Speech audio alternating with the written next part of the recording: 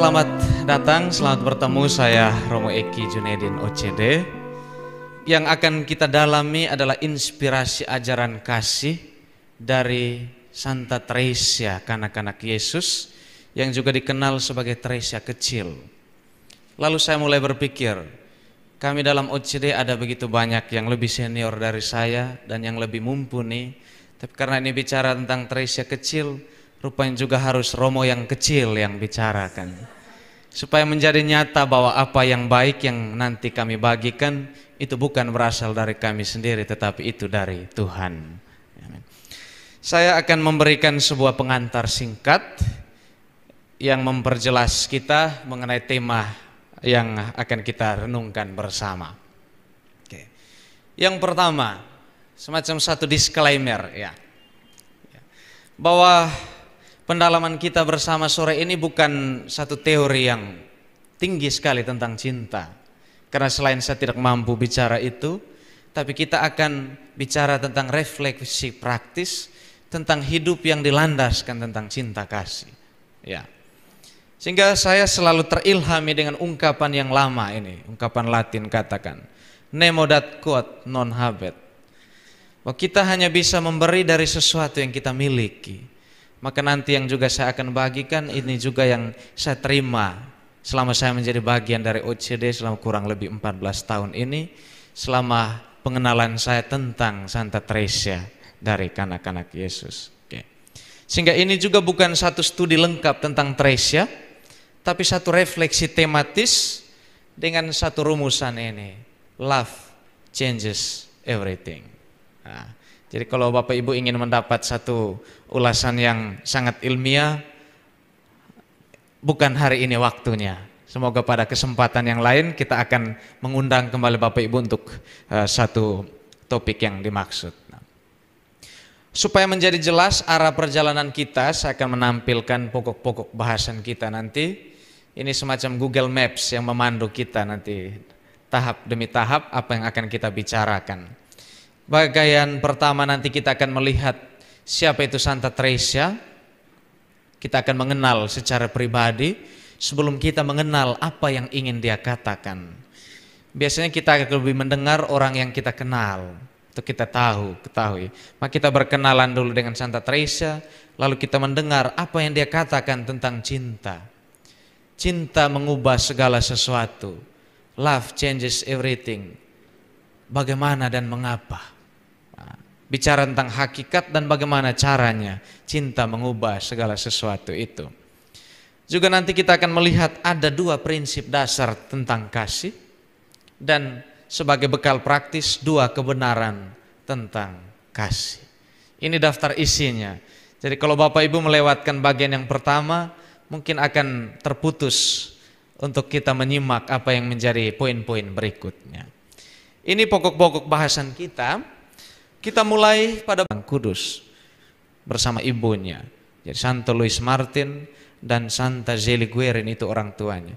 Jadi Teresia Martin ini menunjuk pada family name-nya, nama keluarga.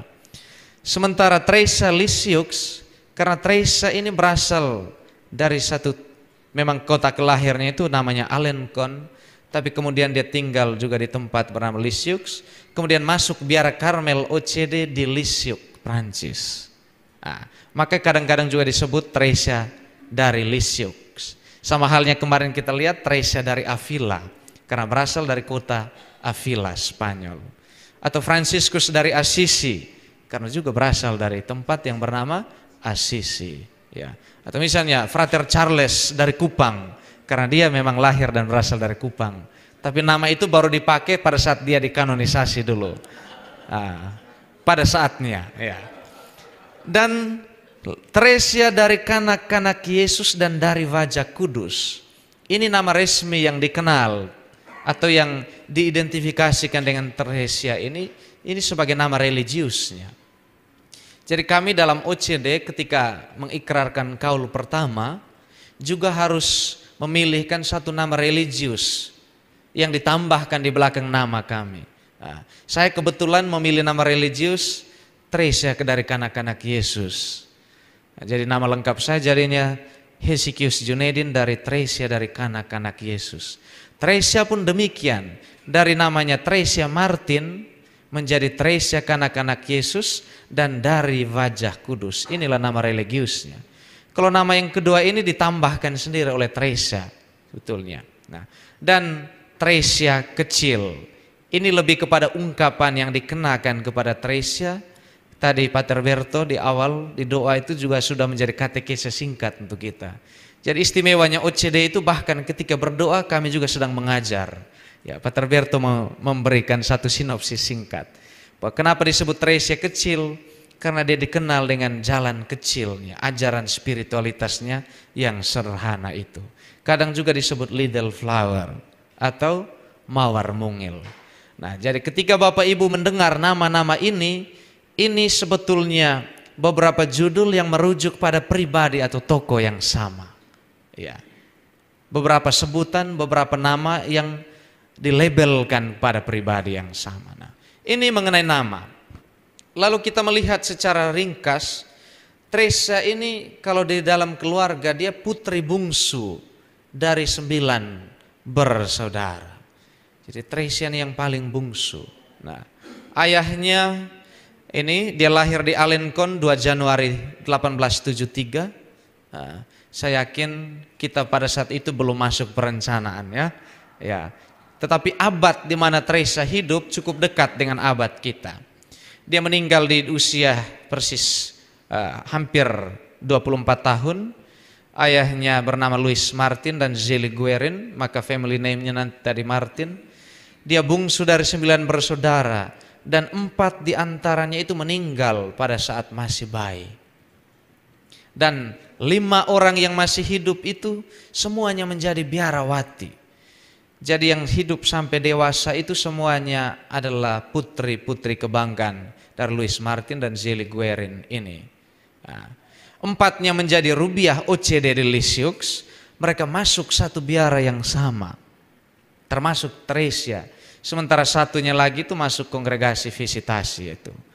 Nah, jadi orang tua dari Santa Tresia ini istimewa. Itu Louis Martin dan Zélie Guérin sekarang sudah digelari kudus, menjadi santo dan santa oleh Paus Fransiskus persis 18 Oktober 2015 yang silam. Jadi pasutri pertama yang digelari kudus ini adalah orang tua kandung dari Santa Tresia dari kanak-kanak Yesus. Jadi dari sinopsis singkat ini, kesan apa yang Bapak Ibu dapat? Paling tidak yang pertama, Tresia berasal dari satu keluarga Katolik yang saleh. 5 putri Louis Martin dan Santa Zélie Guérin ini, kelima-limanya menjadi suster. Ini menjadi juga inspirasi bagi kita. Kalau kita masih sulit untuk menyerahkan hanya salah satu dari anak kita, Louis Martin tidak main-main, serahkan ke 5-limanya. Kalau Bapak Ibu bisa serahkan 1 atau 2, bisa jadi akan menjadi pasangan orang kudus berikutnya, menjadi mungkin Santo Peter Charles berikutnya dan Santa Maureen berikutnya, atau mungkin Santo Suryata berikutnya, karena menyerahkan putra-putri untuk gereja. Nah, ini situasi keluarga. Lalu Tresia, dia adalah juga seorang biarawati atau rubiah atau pertapa dalam Ordo Karmel Tak Berkasut OCD di Lisieux, Prancis. Jadi dengan ketiga saudarinya yang lain, mereka masuk biara yang sama. Ini foto ketika beliau hidup dengan busana Karmel OCD, persis seperti yang saat ini dikenakan oleh para rubiah OCD. Tresia juga adalah seorang santa, seorang kudus yang besar dalam gereja. Nah, kemudian ketika masa-masa akhir hidupnya, Tresia katakan ini, ketika aku naik ke surga, aku akan menurunkan hujan mawar dari sana, dan aku akan menghabiskan surgaku dengan melakukan kebaikan di bumi. Tresia menjanjikan itu, dan Tresia tidak ingkar janji. Ada begitu banyak mawar yang dia kirimkan untuk orang-orang yang berdoa melalui kepengantaraannya. Ada begitu banyak orang yang doa-doanya dikabulkan melalui kepengantaran Santa Tresia. Maka ketika dia mengatakan aku akan menurunkan hujan mawar bagimu, mungkin kita tidak merujuk pada mawar dalam arti sungguh-sungguh, tapi mawar yang dia maksudkan juga adalah jawaban atau doa-doa kita yang kita lantunkan melalui pengantarannya. Teresa menjanjikan itu dan dia tepat janji. Ada begitu banyak kisah yang mana orang berdoa melalui pengantara Santa Teresa ini, doa-doanya dikabulkan. Teresa juga oleh gereja digelari sebagai pelindung untuk karya misi bersama Santo Fransiskus Xaverius. Mungkin kita bertanya, untuk Fransiskus Xaverius jelas karena dia memang seorang misionaris yang berkelana kemana-mana. Tapi untuk Teresa, dia tidak pernah kemana-mana selain di dalam biara yang tertutup di Lisieux, Prancis. Tapi ini menjadi jaminan, menjadi peneguhan bagi kita. Meskipun secara fisik Teresa tidak pergi kemana-mana, tetapi cinta, doa dan perhatiannya untuk misi sudah menjangkau banyak hati, banyak tempat. Dan inilah kekuatan doa yang juga sampai hari ini para Rubia OCD juga lakukan, seperti yang juga Santa Teresa hidupi. Dia menjadi pelindung misi karena kurang lebih ada dua peristiwa yang melatari ini. Nah, salah satu yang melatar belakang ini menjadi titik balik pengalaman Teresa adalah ketika dia terinspirasi dari gambar Yesus yang tersalib. Nah, kalau kita ingin melihat satu kisah singkatnya, buku yang sudah Bapak Ibu pegang itu, kita buka di halaman 30 sampai 31. Nah, di sana dikatakan demikian. Jadi Teresa ketika melihat gambar itu membangkitkan satu semangat devosi luar biasa. Dia katakan, seruan Yesus dari atas salib, aku haus, senantiasa bergema dalam hatiku. Kata-kata ini menyalakan dalam diriku satu nyala yang tidak dikenal dan sangat hidup. Saya ingin memberi minum kepada kekasihku, dan saya rasa betapa saya sendiri luluh karena cinta akan jiwa-jiwa. Ketika itu, saya belum tertarik oleh jiwa para imam, melainkan jiwa para pendosa berat. Saya dihanguskan oleh kerinduan untuk menyelamatkan mereka dari api kekal. Jadi Teresa dalam hatinya dia mengulangi pertanyaan Tuhan ketika ditanyakan kepada Nabi Elia di Gunung Horeb itu. Kepada Elia Tuhan katakan, "Hai Elia, apa yang engkau kerjakan di sini?" Elia memberi jawab ini, "Aku bekerja segiat-giatnya bagi Tuhan Allah semesta alam." Seakan-akan Teresa juga ditanyai pertanyaan yang sama. Kalau kepada Elia memberi jawaban ini, Teresa juga ditanya, "Apa yang engkau cari di dalam Karmel, hai Teresa?" Dan dalam buku Kisah Satu Jiwanya, Teresa memberi jawaban ini, "Saya ingin mencintai Allah dalam cara yang tidak seorang pun pernah melakukan itu. Di dalam Karmel, saya datang untuk menyerahkan diri bagi para pendosa dan terutama saya ingin berdoa bagi para imam." Jadi ini yang semacam menjadi panggilan kedua dari Santa Teresa. Kalau panggilan pertamanya adalah untuk menjadi biarawati, menjadi rubiah Karmel tak berkasut, panggilan keduanya adalah untuk mendoakan para pendosa dan terutama mendoakan para imam yang secara langsung bertugas untuk pewartaan itu.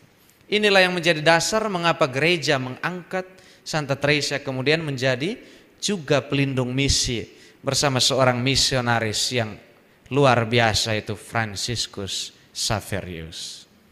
Kemudian Teresa juga dikenal sebagai seorang pujangga gereja atau Doctor of the Church. Jadi Bapak Ibu, dalam gereja kita ada ribuan orang kudus yang digelari beato, beata, santo maupun santa. Tetapi dari sekian banyak orang kudus itu, sampai saat ini hanya kurang lebih ada 37 yang diangkat menjadi pujangga gereja. Mereka yang diangkat menjadi pujangga gereja ini pertama karena dia punya ajaran spiritual atau teologis yang direkomendasikan oleh gereja untuk dipelajari. Dan dari ketiga pujangga gereja itu hanya ada 4 pujangga wanita. Salah satu dari 4 yang sedikit itu adalah Teresa dari kanak-kanak Yesus. Kemarin kita sudah berkenalan dengan Teresa Avila, dan 2 pujangga wanita yang lainnya itu, satunya lagi Santa Catherine dari Siena, satunya lagi Santa Hildegard dari Bingen. Itu ordo ketiganya Dominikan. Para suster hari ini juga datang. Dan dari keempat pujangga wanita itu, 2-nya dari OCD, Teresa Avila dan Teresa dari kanak-kanak Yesus. Dan dari 37 pujangga itu, 3-nya dari OCD, 1 lagi yaitu Yohanes dari Salib. Itu pujangga gereja dalam bidang mistik. Sementara 1 yang sedang diproses untuk menjadi pujangga gereja juga dari OCD, yaitu Santa Teresa Benedicta dari Salib, atau yang dikenal juga Santa Edith Stein. Nah, kalau ini sudah diterima, maka OCD akan memiliki 4 pujangga gereja. Teresa hari ini akan bicara kepada kita sebagai seorang yang direkomendasikan oleh gereja untuk kita pelajari ajaran-ajarannya.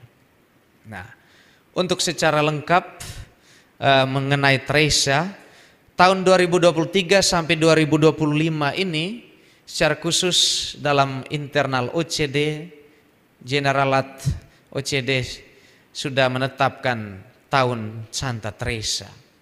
Karena apa? Karena dalam tahun 2023 ini kita sudah rayakan 150 tahun kelahirannya dan 100 tahun Teresa dibeatifikasi.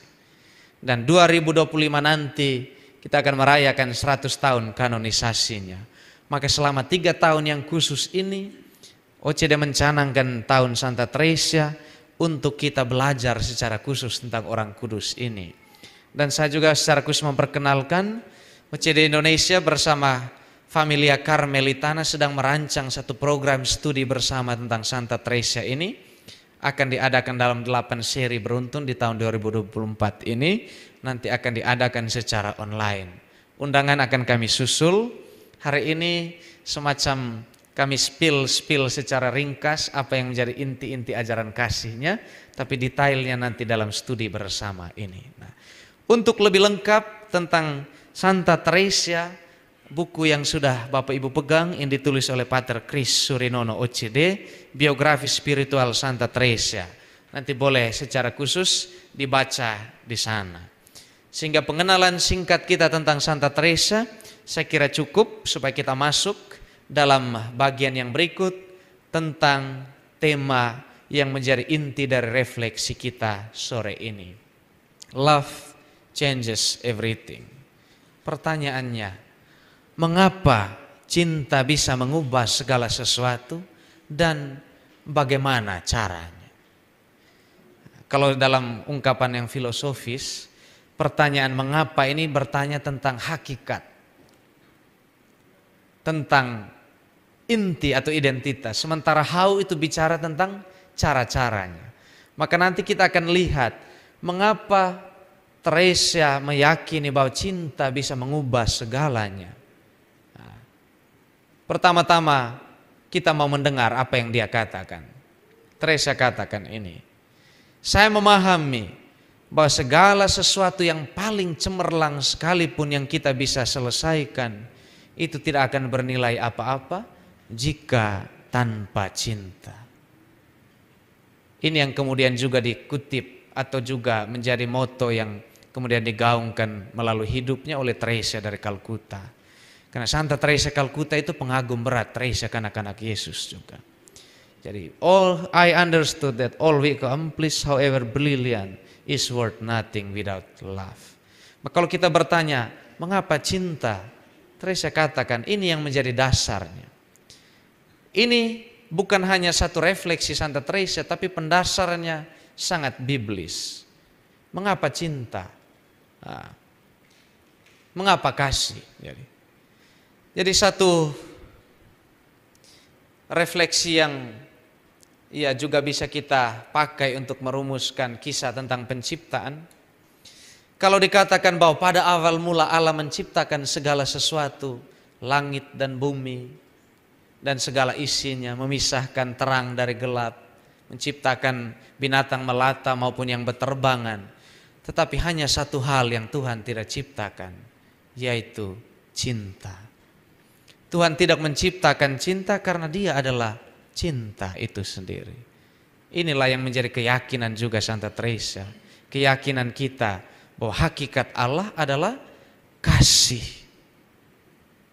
Allah adalah kasih. 1 Yohanes bab 4 ayat 8 itu.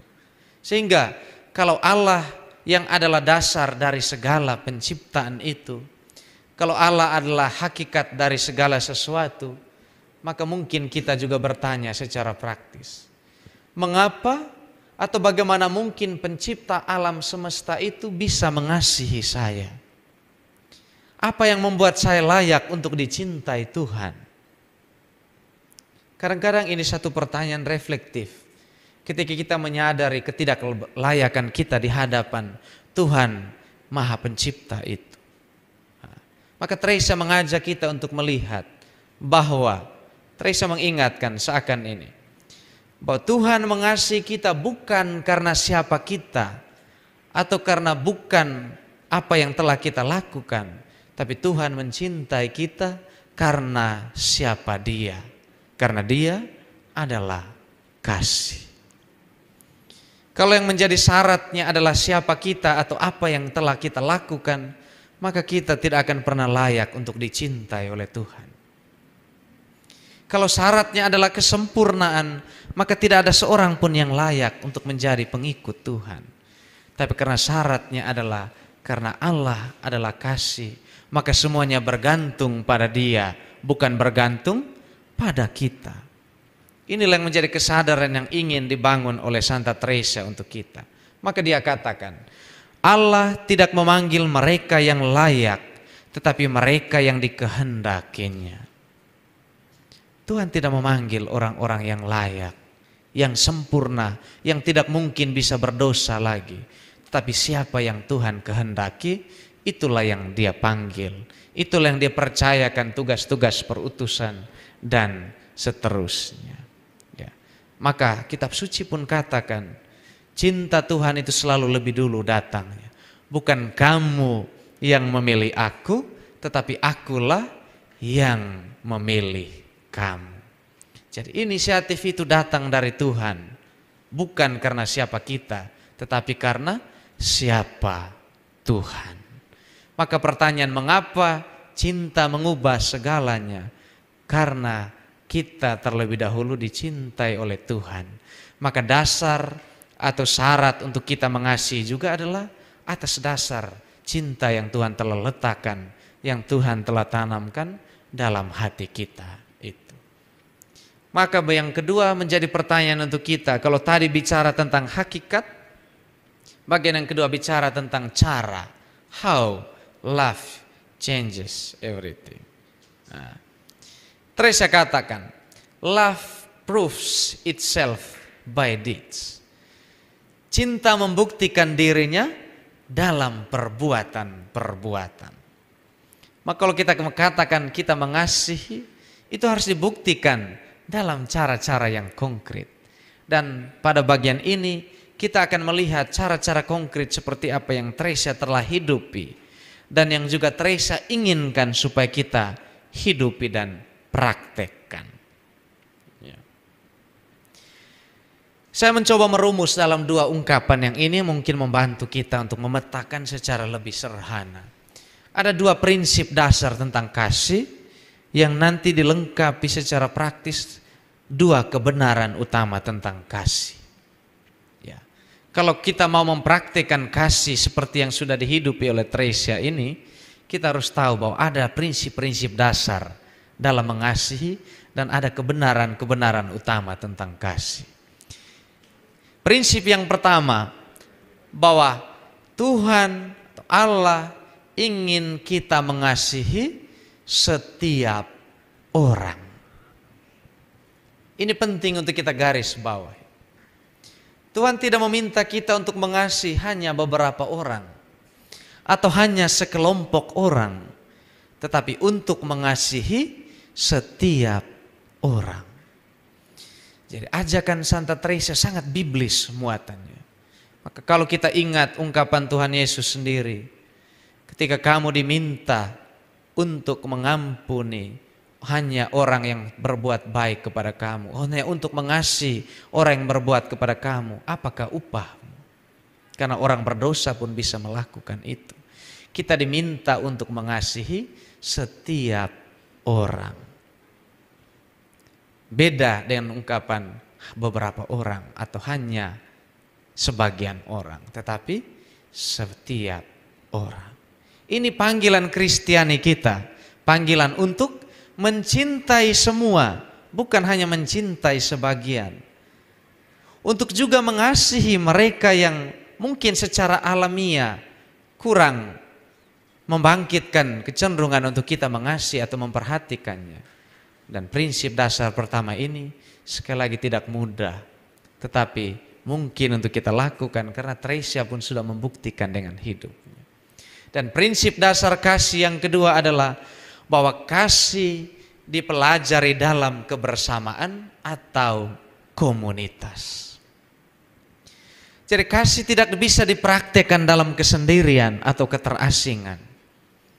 Maka ada ungkapan katakan, tidak ada orang kudus yang menjadi kudus dalam kesendirian, tetapi kekudusannya dibentuk dalam komunitas, dalam kebersamaan. Jadi kasih tidak dapat dipelajari dalam keterasingan. Kita tidak bisa mengatakan bahwa saya seorang yang sabar misalnya, kalau tidak pernah dihadapkan pada situasi yang membuat kita tidak sabar.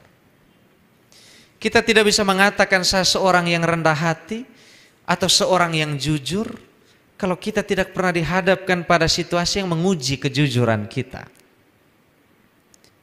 Maka prinsip dasar kasih yang pertama ini, kasih mesti dipelajari dalam kebersamaan. Tresia, kita semua yakin bahwa kekudusannya juga dibentuk dari komunitas di mana dia hidup. Komunitas keluarganya dan komunitas Karmel di mana dia hidup selama 9 tahun. Dia 15 tahun hidup bersama keluarga di rumah, tapi 9 tahun dia hidup dalam Karmel. Maka komunitas ini menjadi penting untuk juga menanamkan benih-benih kekudusan. Dalam keluarga, komunitas juga menjadi peluang, menjadi kesempatan untuk kita mempelajari kekudusan itu. Maka sekali lagi, menjadi kudus tidak dapat dipelajari dalam keterasingan. Semakin kita menarik diri dari dunia, justru semakin kita menghubungkan diri dengan sesama. Semakin hati kita terlepas dari ikatan dunia, hati kita harus terhubung dengan sesama. Ini dua prinsip dasar tentang kasih. Itulah mengapa komunitas Karmel yang mana juga menjadi bagian pembentukan Santa Tresia ini menjadi satu komunitas yang intens. Kami diwajibkan untuk doa bersama, untuk makan bersama, dan bahkan untuk rekreasi bersama. Setiap hari doa bersama. Maka ada akronim yang menjadi ajaran peninggalan satu senior kami, semoga beliau beristirahat dalam damai, Pater Aloysius Dini. Dia katakan semacam satu katekese, bagaimana cara hidup komunitas itu dihayati melalui 3M. M yang pertama itu Mas, kita wajib ada bersama di seputar meja altar, dalam doa bersama, brevir, meditasi dan misa harian bersama.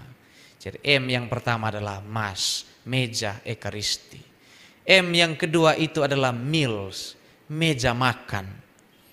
Jadi ini juga satu cara untuk membentuk satu komunitas persekutuan melalui intensitas kehadiran kita di seputar meja makan itu. Dan M yang ketiga adalah meeting, meja pertemuan. Jadi kebersamaan itu juga harus dievaluasi.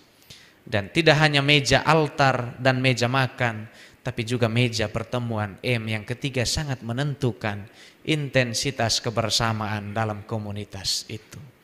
Maka kalau kita mau mengukur sejauh mana persekutuan yang dibangun dalam keluarga-keluarga kita, dalam komunitas-komunitas kita, seberapa sering kita berdoa bersama, seberapa sering kita makan bersama, dan seberapa sering kita mau mendengarkan evaluasi bersama. 3M.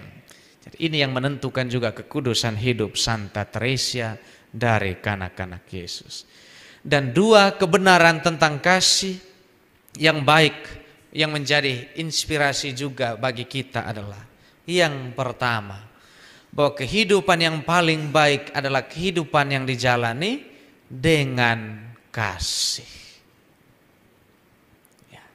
Dan kebenaran yang kedua adalah pernyataan kasih terbaik adalah waktu.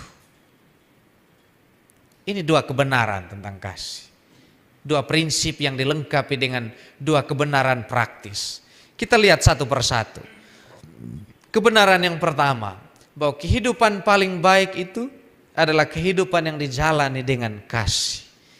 Ini mau menggambarkan sebetulnya ungkapan yang paling biblis tentang hubungan. Jadi dalam kehidupan kita, hubungan atau relasi kasih ini harus menjadi prioritas yang kita tempatkan di atas segala-galanya.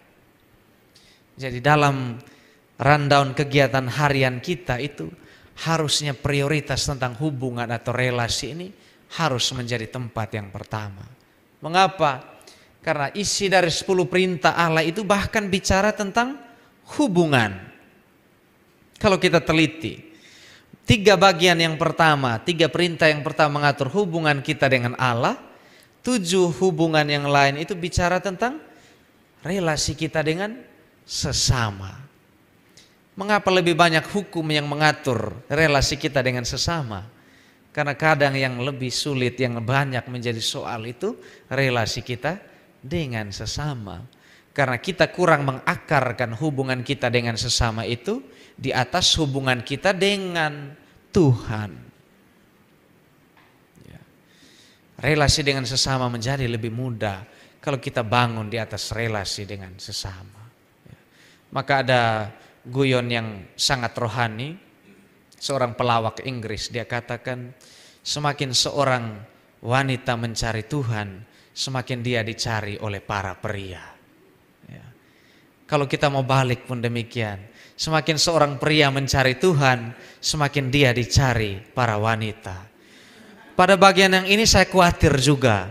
Saya pikir Romo Remi, Romo Berto juga ya harus beri penegasan-penegasan yang bagian ini. Ya, semakin kita mencari Tuhan, artinya juga semakin mudah untuk kita berhubungan dengan sesama.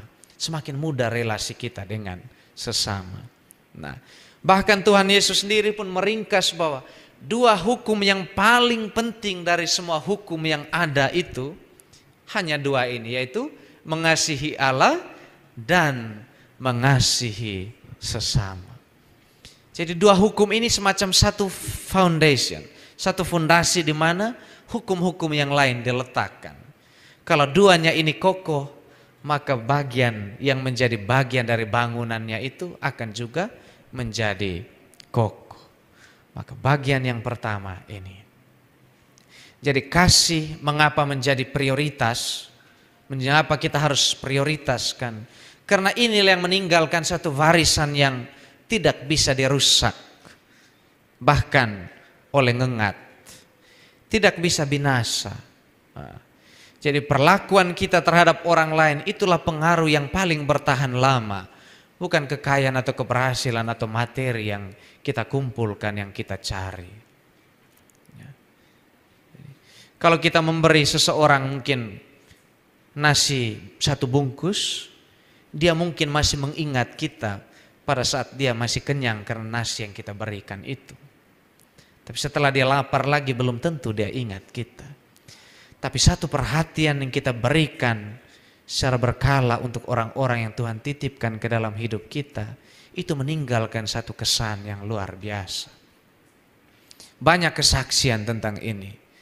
Bahwa orang-orang yang hidupnya sungguh-sungguh diubah bukan karena mereka diberi sekedar satu pemberian yang bisa habis, tapi karena mereka diberi satu perhatian yang sungguh-sungguh yang kemudian mengubah hidup orang itu. Jadi perlakuan kita terhadap orang lain itu memberikan daya tahan yang lebih lama daripada sesuatu yang kita sekadar berikan materi yang bisa habis, bisa hilang itu. Tapi ini bukan kampanye supaya kita tidak membagikan dalam bentuk-bentuk yang konkret itu juga. Tetapi harus lebih dari itu. Karena Tresia katakan, bukan apa yang Anda kerjakan, melainkan seberapa besar kasih yang Anda curahkan pada pekerjaan, itulah yang terpenting. Saya mengetahui bahwa satu-satunya cara mencapai kesempurnaan adalah cinta kasih. Marilah kita mencintai karena hati kita tidak diciptakan untuk hal yang lain. Tresia mau mengajak kita supaya apa? Supaya menggunakan hati itu dalam maksud yang mana Tuhan ciptakan. Tresia katakan, maksud hati kita itu tidak dimaksudkan untuk hal yang lain selain untuk mengasihi, untuk mencintai. Maka kalau kita izinkan iri hati, dendam, dengki masuk, berarti kita menempatkan sesuatu bukan pada tempatnya. Ya. Karena cinta dan benci tidak bisa ada bersamaan. Kalau kita mengasihi, kita tidak bisa membenci dalam saat bersamaan. Tapi kalau kita sedang membenci, pasti kita sedang tidak mencintai. Kalau kita iri hati, karena kita tidak sedang memiliki kasih. Karena tidak mungkin kita ada pada bersamaan mengasihi sekaligus membenci. Maka Santo Yohanes dari Salib yang menjadi guru dari Santa Tresia ini katakan, mengasihilah atau mencintailah di mana tidak ada cinta, agar cinta bersemi di sana.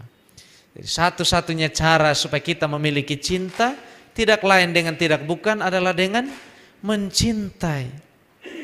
Kita tidak bisa pergi ke ATM lalu tarik berapa persen cinta supaya menjadi saldo kita. Tidak. Kita harus mencintai supaya memiliki cinta. Ini. Bahkan Tresia katakan, cinta kasih memberi saya kunci bagi panggilan saya. Panggilanku adalah cinta.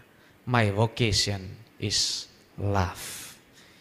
Ini kata-kata yang sering dikutip oleh para novis biasanya, yang masih menggebu-gebu. Atau mungkin juga oleh pasutri-pasutri yang susu dan madunya masih berkelimpahan. Ya. Tetapi ini yang menjadi keyakinan Santa Tresia yang kemudian menjadikan ajarannya ini direkomendasikan oleh gereja. Bahwa dasar dari seluruh panggilannya itu adalah cinta. Dasar dari segala sesuatu yang dikerjakan itu adalah karena dia mengasihi. Kitab suci katakan, di mana hatimu berada, di situ hartamu berada. Kalau hatimu ada pada pekerjaanmu, maka akan diberikan sungguh-sungguh hati untuk mengerjakan itu. Kalau hatimu ada dalam diri pasangan-pasangan atau anak-anak kita atau karya-karya yang kita sedang jalani, maka kita akan mengerahkan seluruh tenaga, daya dan energi kita juga untuk melakukan itu. Nah, jadi meski Tresia semakin terpisah dari dunia dengan penyangkalan-penyangkalan diri yang dia hidupi, tapi dia tidak pernah terlepas dari cintanya terhadap sesama. Jadi penarikan dirinya dari dunia itu tidak memutus hubungannya dengan sesama. Jadi ini jadi semangat kita untuk laku tapa, untuk puasa dan mati raga itu bukan untuk semakin menarik diri dari orang-orang lain sebetulnya. Tapi justru untuk semakin terhubung dengan orang-orang lain. Maka harus dipertanyakan, kalau ada orang yang hidup doanya makin baik, makin sering berpuasa, tetapi makin mudah untuk dia menaruh dendam dan amarah dengan orang lain. Itu berarti selain dia berusaha menarik diri dari dunia, dia juga terlepas dari cinta terhadap sesama. Yang Tresia lakukan adalah ini. Tuhan telah memberiku hati yang setia, dan ketika aku mencintai selamanya. Buah dari doa-doa kita, buah dari semangat-semangat kita untuk maju dalam kerohanian itu juga harus dibuktikan dalam cara-cara kita memperlakukan orang lain. Misalnya Kalau kita di rumah mungkin sedang berdoa bersama keluarga atau sedang meditasi pribadi, tiba-tiba pintu rumah kita berdentang. Kita dihadapkan pada pilihan, apakah melanjutkan pembicaraan dengan Tuhan ataukah kita menjumpai sesama yang bisa jadi itu adalah Tuhan yang datang. Ini juga bisa menjadi satu ujian. Karena cara kita membuka atau memberikan senyum terhadap orang yang datang bertamu ke rumah kita juga menjadi satu bukti bahwa kita mengasihi. Cara kita memperlakukan orang-orang yang setiap hari kita jumpai juga, ini menjadi ujian sederhana. Apakah kasih kita itu sungguh-sungguh atau tidak? Dan bahkan ketika kita menyapu rumah, ketika kita membuang sampah, ketika sedang menyiram tanaman, ketika sedang memasak di dapur, ya, itu juga menjadi tanda-tanda, menjadi ungkapan paling sederhana untuk kita mencintai. Kalau kita bisa berikan garamnya itu tidak kebanyakan, ya berarti kita memang sungguh-sungguh memperhatikan betul bahwa apa yang saya hidangkan ini sesuatu yang akan menyenangkan mereka yang akan menyantapnya. Bisa seperti itu. Jadi kedewasaan rohani kita juga diukur dari kualitas cinta kita. Seberapa baik kita mencintai juga ditentukan seberapa dewasanya kerohanian kita. Jadi tidak ada persentase yang baku yang bisa memberikan bahwa saya ini sudah maju dalam kerohanian. Saya ini sudah grade A atau A+. Tidak ada selain kualitas kita mencintai. Dan sejauh mana kita maju dalam kerohanian, kita tidak bisa kita sendiri yang ukur, tapi mesti orang-orang lain yang hidup bersama kita yang mengukurnya. Dan cara-caranya apa? Orang bisa lihat dari bentuk praktek kerendahan hati kita, praktek kelepasan kita, dan praktek-praktek kepedulian kita. Karena itu Santa Teresa dari Avila yang menjadi orang tua dari Teresa kanak-kanak Yesus katakan, yang namanya kerendahan hati, kelepasan atau kasih yang kita miliki, ini adalah kebajikan-kebajikan yang tersembunyi dari diri orang-orang yang memilikinya. Dan itu hanya bisa dikenali oleh orang-orang yang berhubungan dengan kita. Maka kita tidak bisa mengatakan saya ini rendah hati, saya ini memiliki kelepasan, saya ini sungguh-sungguh mencintai orang lain. Kecuali pengakuan itu harus datang dari orang-orang lain. Justru kalau kita mengatakan saya cukup rendah hati, saya ini sangat punya kelepasan, saya ini sangat mengasihi orang lain, itu justru tanda kita tidak rendah hati. Pengakuan bahwa kita rendah hati, kita memiliki kelepasan dan memiliki cinta, itu harus datang dari orang lain. Maka buktikan itu melalui hidup yang konkret, dalam relasi yang nyata. Nah, itu. Jadi sangat berbeda ya antara orang yang marah itu dengan orang yang sedang mencintai. Biasa cara paling sederhana untuk membedakan dari nada suara. Apa yang terjadi kalau dua orang sedang marah? Nada suaranya makin lembut atau makin meninggi? Makin tinggi ya, berarti kita punya pengalaman semuanya ya. Ya. Biasanya orang yang saling marah, bahkan ketika dia ada di depan kita, tapi nada suara kita meninggi. Karena apa? Karena meskipun jarak mereka berdekatan, tetapi hati mereka berjauhan. Maka butuh suara meninggi untuk bisa tahu bahwa dia ada di depan kita. Sementara untuk dua orang yang saling mencintai, meskipun dia ada di seberang sana, tanpa kata pun kita sadar bahwa kita saling mengasihi. Karena jarak berjauhan, tetapi hati kita berdekatan. Maka kita juga harus mulai melihat, apakah saya sudah memiliki kasih? Biasanya juga dalam cara-cara yang nyata yang kita bisa lakukan setiap hari ketika kita berbicara dengan orang-orang lain. Kita cukup bersabar atau tidak? Nada suara kita lembut atau justru makin meninggi? Ya. Tapi mungkin ada pengecualian orang tertentu, ungkapan kasihnya itu dengan nada suara yang tinggi. Yang ini pengecualian saja ya. Bisa jadi contoh kasus kan bisa ada pengecualian semacam itu. Tetapi umumnya demikian. Umumnya demikian. Ini kebenaran kasih yang pertama. Tapi kebenaran kasih yang kedua adalah Pernyataan kasih terbaik adalah waktu. Apa maksudnya? Saya akan bantu, semoga semakin sederhana untuk juga membantu kita memahami bagian ini. Oke. Ada yang katakan begini, Anda bisa membuat lebih banyak uang, tetapi Anda tidak bisa membuat lebih banyak waktu. Kalau ketebalan dompet kita itu bisa berbeda, ada yang agak tipis, ada yang agak tebal. Atau saldo di rekening kita juga bisa berbeda-beda. Tetapi waktu yang kita miliki dalam sehari itu selalu sama, yaitu 24 jam. Baik oleh para suster maupun para romo maupun bapak ibu. Jadi baik orang-orang yang saleh maupun yang banyak salahnya, jumlah waktu kita itu sama, 24 jam sehari. Sehingga kalau kita bisa membuat lebih banyak uang, tetapi kita tidak bisa membeli lebih banyak waktu. Ini alur yang mau mengajak kita untuk melihat. Jadi kalau kita bisa memberikan waktu kita, maka itu hampir pasti adalah pemberian yang kita tidak pernah tarik kembali. Satu pemberian yang tidak bisa kita tarik kembali adalah waktu yang bisa kita berikan. Itulah mengapa kalau kita ditanya, apa pemberian terbesar yang kita bisa berikan untuk orang lain? Pemberian terbesar itu adalah waktu yang kita miliki. Mengapa pemberian terbesar kita adalah waktu? Karena sekali kita berikan tidak bisa kita tarik kembali. Hari ini ketika Bapak Ibu, para romo, para suster, frater memutuskan untuk datang ke tempat ini, Bapak Ibu sudah memberikan satu bagian terbaik dari diri Bapak Ibu, yaitu waktu yang dimiliki. Waktu yang mungkin bisa dipakai untuk ke tempat lain, tetapi dipakai untuk datang mendalami bersama. Ini satu pemberian. Ya.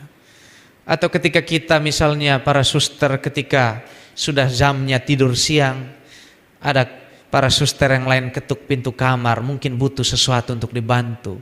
Dan ketika kita bergegas untuk bangun dan merelakan kenyamanan pembaringan itu untuk membantu dia, kita sudah memberikan bagian terbaik dari yang kita miliki, yaitu waktu yang seharusnya kita pakai untuk diri kita, kita gunakan untuk orang lain.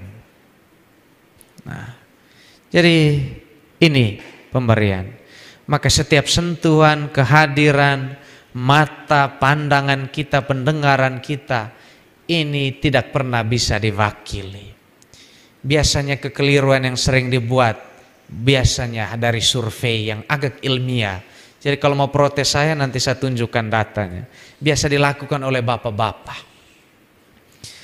Mereka itu merasa sudah memberikan segala-galanya untuk anak-anak dan istri mereka, ketika mungkin sudah memberikan banyak hal, bisa mobil, bisa motor, bisa ATM, kartu kredit dan sebagainya. Mereka katakan, saya ini bingung Romo, saya sudah berikan semua yang mereka butuhkan, tapi mereka merasa masih kurang. Mereka lupa bahwa mereka butuh kehadiran Anda. Mereka butuh mata Anda, mereka butuh waktu Anda, mereka butuh kehadiran dan sentuhan Anda. Jadi yang namanya kehadiran, waktu, kita tidak bisa wakili. Itulah mengapa pemberian terbaik yang bisa kita beri adalah waktu kita. Kalau kita berikan hadiah seorang mungkin gelang dari emas, berlian, permata, sesewaktu kita bisa ambil kembali. Benar kan? Karena mungkin kita punya pengalaman, kita pernah diberi hadiah tetapi ditarik kembali hadiah. Tapi sekali kita memberi waktu kita, kita tidak pernah bisa tarik kembali. Waktu yang Bapak Ibu berikan hari ini untuk ada di ruangan ini, besok tidak bisa diambil kembali. Karena dia berjalan maju, berjalan terus. Maka sekali kita memberikan waktu kita untuk memberikan perhatian, memberikan kepedulian terhadap orang-orang, untuk mengasihi, Anda telah memberikan bagian terbaik yang kita miliki. Dan titik startnya sama, peluangnya sama. Kalau tadi dikatakan setiap kita tidak bisa membuat lebih banyak waktu. Artinya kesempatan untuk kita berbuat sesuatu dengan waktu yang kita miliki berarti sama besarnya. Tidak ada yang bisa mengatakan saya punya waktu lebih banyak. Anda kan punya waktu lebih banyak untuk mengasihi. Sementara saya waktu sangat sedikit. Maka saya harus berusaha untuk tunggu waktu sisa untuk berdoa. Tidak. Kita tidak bisa pakai waktu. Karena kita punya titik start yang sama. Kita punya durasi waktu yang sama untuk itu. Maka dengan kita memberikan waktu, kita membuat pengorbanan. Dan pengorbanan adalah inti dari kasih. Inti dari kasih adalah pengorbanan. Saya sering katakan ini, mengingatkan Bapak Ibu, kaum muda maupun yang pernah muda. Ada dulu ungkapan yang mungkin terkenal itu, cinta butuh pengorbanan. Ya, mungkin dulu quotes juga ya untuk yang biasa digunakan oleh mungkin Bu Heni, ya yang saat ini Mas Dimas mulai pakai, cinta butuh pengorbanan. Tetapi hari ini saya ingin mengajak kita atas desakan Santa Teresa bahwa pengorbanan juga butuh cinta. Tidak hanya cinta yang butuh pengorbanan, tetapi pengorbanan juga butuh cinta. Bahkan cinta yang lebih besar. Inilah yang membuat kita mendapat jawaban ketika kita melihat salib. Mengapa Tuhan Yesus begitu rela untuk memikul salib, menderita hingga wafat di salib? Karena dia memiliki cinta yang besar untuk kita. Mengapa kita mau berkorban untuk pasangan kita? Itu hanya karena kita mengasihi dan mencintainya. Mengapa kita mau berkorban untuk anak-anak kita, untuk pekerjaan kita, untuk profesi kita, untuk pelayanan kita? Itu karena kita mencintai anak-anak kita, mencintai pekerjaan kita, dan mencintai pelayanan kita. Jadi patokannya itu. Maka kalau semakin banyak kita mengeluh, itu tanda kita semakin sedikit mencintai. Tapi semakin sedikit kita mengeluh, semakin banyak kita mencintai. Ada ungkapan katakan, if you are sacrificing, you are not complaining. But if you are complaining, you are not sacrificing. Kalau kamu mengeluh, berarti kamu tidak sedang berkorban. Tetapi ketika kamu berkorban, berarti itu tanda kamu apa? Sedang mencintai. Jadi semakin banyak kita mengeluh, itu tanda semakin sedikit kita berkorban. Kita mengeluh dengan hidup, kita mengeluh dengan macet, padahal setiap hari memang macet. Kita mengeluh dengan cuaca. Kalau terlalu panas, aduh panas sekali. Kalau terlalu dingin, aduh saya kedinginan. Itu tanda bahwa kita tidak sedang berkorban.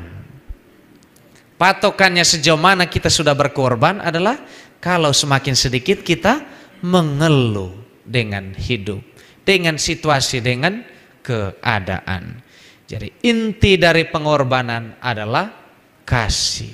Semakin kita mengasihi, maka akan semakin besar pengorbanan yang bisa kita berikan. Ya, sebaliknya pun begitu. Semakin kecil pengorbanan kita, berarti semakin kecil cinta yang kita miliki. Nah, Santa Teresa katakan ini, seluruh kekuatanku terletak pada doa dan pengorbanan. Inilah lenganku yang tak terkalahkan.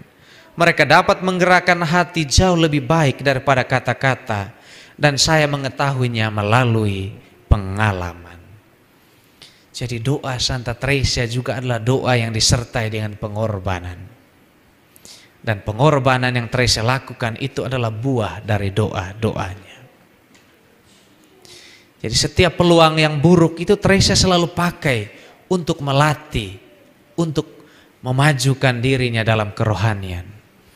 Jadi ada kisah tentang Teresa ini di biara kontemplatif seperti dalam Karmel ini biasanya ada ruang khusus untuk mencuci, dan para suster itu dibagi tugas bergilir untuk cuci. Nah, suatu waktu Teresa ini ada satu suster yang selalu dengan sengaja mencipratkan air kotor sisa-sisa cucian itu sehingga kena sampai ciprat ke muka Teresa. Awal-awalnya Teresa jengkel. Bukan hanya 1 kali, tapi 2, 3 kali dan berkali-kali itu. Lalu Teresa putuskan, daripada saya mengulangi kejengkelan, saya lebih baik saya gunakan ini saya sebagai peluang untuk saya melatih kesabaran saya. Akhirnya dia katakan, setiap kali dia dapat tugas mencuci, dia selalu berusaha supaya dia lebih dekat dengan suster yang selalu mencipratkan air kotor itu ke mukanya. Dan itu terbukti. Mungkin itu tidak mengubah suster yang tadi, tapi itu berhasil mengubah Santa Teresa sendiri. Kesabarannya semakin terbentuk, daya tahannya juga semakin teruji. Jadi bayangkan di hadapan peluang-peluang yang mungkin bagi kita negatif, kalau kita pakai itu sebagai jalan untuk kita lebih maju dalam kerohanian, bukan tidak mungkin kita akan menjadi orang kudus seperti Santa Teresa. Amin. Amin. Ya. Baik juga. Jadi kalau di rumah mungkin ada hal-hal yang membuat kita mudah sekali untuk jengkel dengan peristiwa itu. Coba dekatilah peluang itu sebanyak mungkin. Mungkin itu menjadi jalan bagi Anda untuk menjadi kudus. Ya. Begitu. Ya. Kalau mungkin ibu-ibu mungkin tidak nyaman dengan bapak di kamar itu sering mendengkur, mintalah suami Anda untuk mendengkur sebanyak mungkin supaya kesabaran Anda terlatih. Itu adalah jalan juga menjadi kudus. Nah, jadi doa dan pengorbanan. Ya. Maka Teresa, ada ungkapan juga katakan, Anda bisa memberi tanpa mengasihi, tetapi Anda tidak mungkin mengasihi tanpa memberi. Ini sangat konkret. Mungkin di lemari kita ada stok pakaian yang sesak dengan kita. Artinya tidak lagi kita butuhkan. Kita pasti akan dengan ikhlas memberikan itu untuk orang lain. Karena kita tidak lagi butuh. Kita bisa memberi tanpa mengasihi. Tetapi kalau kita mengasihi, pasti kita selalu terdorong untuk memberi. Memberi diri kita, memberi perhatian, memberi waktu kita untuk orang itu. Atau ketika kita jalan sampai di lampu merah, di situ ada orang yang ketok kaca pintu mobil kita, dan kita lihat kebetulan ada beberapa koin yang kita bingung akan dikemanakan. Kita akan dengan segera mengambil koin itu dan beri tanpa terikat dengan orang itu. Kita bisa memberi tanpa mengasihi, tapi kita tidak mungkin mengasihi tanpa memberi. Orang yang mengasihi itu selalu mendorong dirinya untuk memberikan waktu, perhatian, tenaga, daya dan energinya untuk orang-orang yang dia kasih. Karena apa? Karena inti dari kasih itu adalah pemberian. Untuk menyerahkan baik kesenangan, kenyamanan, tenaga ataupun waktu yang kita miliki untuk kebaikan orang lain. Makanya Santa Teresa Avila katakan yang disebut cinta kasih itu adalah kerelaan untuk lebih banyak memberi daripada menerima. Jadi inti dari kasih itu adalah pemberian. Dan Tuhan sudah melakukan itu lebih dulu ketika dia memberikan hidupnya untuk kita. Dan itu ya juga yang seharusnya memampukan kita juga untuk memberikan diri kita. Namun pertanyaan konkret untuk kita, kapan waktu terbaik untuk mengasihi? Menurut Bapak Ibu, kapan waktu terbaik untuk mengasihi? Kapan? Kemarin kah? Besok? Oke. Kapan? Setiap saat, setiap hari. Kapan waktu terbaik untuk mengasihi? Ya. Kalau setiap hari masih terlalu umum, jawabannya adalah sekarang. Sekarang. Mengapa waktu terbaik untuk mengasihi adalah sekarang? Karena apa? Karena kita tidak tahu berapa lama kita memiliki waktu kita. Orang bisa berubah, waktu bisa berlalu, usia bisa bertambah, kesempatan-kesempatan tidak selalu datang 2 kali. Maka kalau kita memiliki kesempatan untuk mengasihi, lakukan sekarang ini juga. Maka kata Amsal, jangan menunda sampai esok jika saat ini engkau bisa melakukannya. Jangan menyuruh saudaramu datang lagi besok kalau apa yang dia minta itu ada padamu saat itu juga. Karena penundaan biasanya hanya bentuk lain dari ketidakmampuan kita untuk mengasihi. Menunda itu bentuk lain dari ketidakmampuan kita untuk mengambil keputusan. Apakah sama mengasihi sekarang atau nanti? Maka tentukan pilihanmu dari sekarang. Apakah mau mengasihi sekarang atau nanti? Kalau nanti belum tentu kita punya kesempatan itu lagi. Saya ingat dosen kitab suci pastoral kami di Kupang dulu, tahun 2014-2015. Beliau sekarang sudah pensiun, namanya Romo Ande Kabelen. Beliau meskipun sudah cukup sepuh, tapi masih nyetir sendiri kemana-mana, gunakan mobil tuanya, itu hardtop. Suatu waktu beliau melintas di satu jalan utama yang hampir pasti jalur itu bukan jalur angkutan kota. Jadi Romo itu lewat dan di pinggir jalan beliau melihat ada seorang ibu dan anaknya terlihat sedang menunggu entah jemputan atau menunggu kendaraan yang lewat. Romo itu amati, tapi Romo lewat begitu saja. Sampai sekitar 500.000 meter berlalu, hati Romo ini terusik. Dalam hati dia mulai pikir, jangan sampai ibu dan anaknya tadi ini siang-siang begini butuh tumpangan. Kenapa tidak saya tawarkan tumpangan? Akhirnya Romo ini putuskan dia balik lagi ke tempat tadi. Apa yang terjadi sampai di sana, ibu dan anak itu tidak lagi ada di situ.